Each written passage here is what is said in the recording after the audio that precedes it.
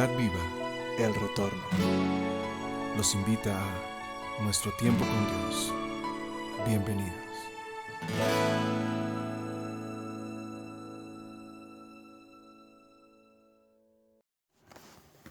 Bienvenidos a Nuestro Tiempo con Dios.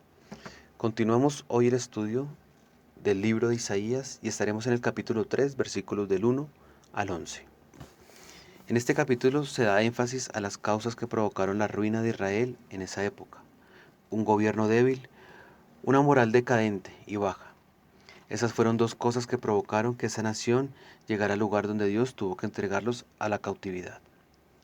El tema del juicio de Dios podría pensarse que no es para nosotros algo sin importancia, pero nadie debería esconder la cabeza bajo la arena como el avestruz. Nos guste o no, debemos enfrentarnos con la realidad. Dios juzga el pecado. No solo lo juzgará en el futuro, pues lo ha juzgado en el pasado. La profecía que tenemos ante nosotros es una imagen del tiempo de Isaías y se ha cumplido. Sin embargo, su cumplimiento no agota su significado, porque las condiciones descritas prevalecerán otra vez en los últimos tiempos y producirán la ira de Dios en forma de juicio. No solo sobre Israel, sino también sobre las naciones del mundo. Básicamente Dios juzga el pecado ayer, hoy y siempre. Miremos el versículo 1 del capítulo 3. Porque he aquí que el Señor Jehová de los ejércitos quita de Jerusalén y de Judá al sustentador y al fuerte, todo sustento de pan y todo socorro de agua. Isaías comienza este capítulo dando un anuncio que nos hace evidenciar lo inmediato del juicio de Dios y lo urgente de su mensaje. Aquel que es soberano y está al control de todo deja de proteger y proveer para esta nación, para librarlos a su propia suerte. Este versículo nos delimita a Jerusalén y a Judá. Aunque el hombre no vive solo de pan, seguramente lo necesita. El hambre es el juicio de Dios. Miremos el versículo 2 al 7. El valiente y el hombre de guerra, el juez y el profeta, el adivino y el anciano, el capitán de 50 y el hombre de respeto, el consejero, el artífice excelente y el hábil orador. Y les pondré jóvenes por príncipes, y muchachos serán sus señores. Y el pueblo se hará violencia unos a otros, cada cual contra su vecino. El joven se levantará contra el anciano, y el villano contra el noble. Cuando alguno tomare de la mano de su hermano, de la familia de su padre, y le dijere, tú tienes vestido, tú serás nuestro príncipe, y toma en tus manos esta ruina. Él juzgará aquel día diciendo, no tomaré este cuidado, porque en mi casa ni hay pan ni hay que vestir. No me hagáis príncipe del pueblo. Luego del juicio de Dios continúa indicando que retiraría a los líderes de la sociedad judía. No habría nadie que pudiera guiar al pueblo.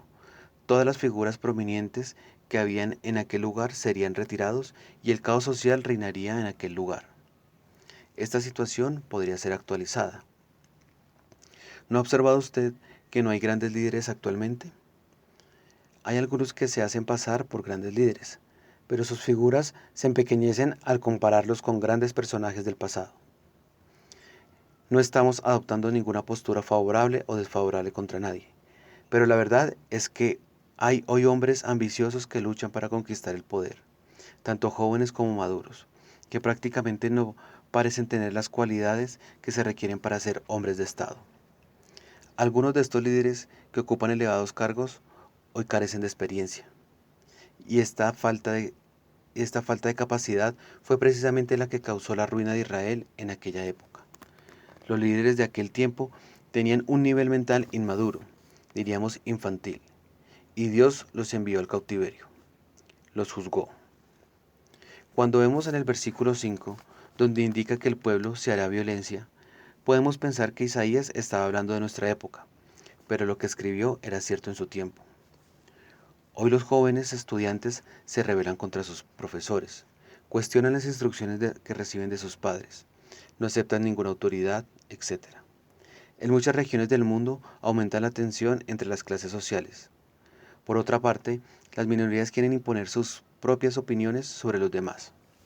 Ahora se exige airadamente y los defensores de los derechos humanos creen tener la autoridad para decir que está bien o que está mal, sin importar los principios bíblicos. Las mujeres exigen sus derechos y se hacen llamar feministas buscando ser como hombres, aunque manifiestan odiar los hombres. Los hombres buscan ser como mujeres y cada cosa que hacen va en pro de tener los rasgos de belleza de la mujer. ¡Ay, humanidad! ¿Aún nos preguntamos por qué el juicio de Dios? Miremos el versículo 8 y 9. Pues arruinada está Jerusalén y Judá ha caído, porque la lengua de ellos y sus obras han sido contra Jehová para irritar los ojos de su majestad. La apariencia de sus rostros testifican contra ellos, porque como Sodoma publican su pecado y no lo disimulan. Ay del alma de ellos, porque amontonaron mal para sí. Arruinada está Jerusalén y Judá ha caído. Estas fueron las palabras del profeta. En nuestro tiempo no tenemos muchos hombres de Dios poniéndose de pie y señalando a una nación y diciendo, nuestras ciudades están arruinadas, aunque sea tan cierto como lo fue en los días de Israel. Dice aquí, la lengua de ellos y sus obras han sido contra el Señor, para desafiar la faz de su gloria.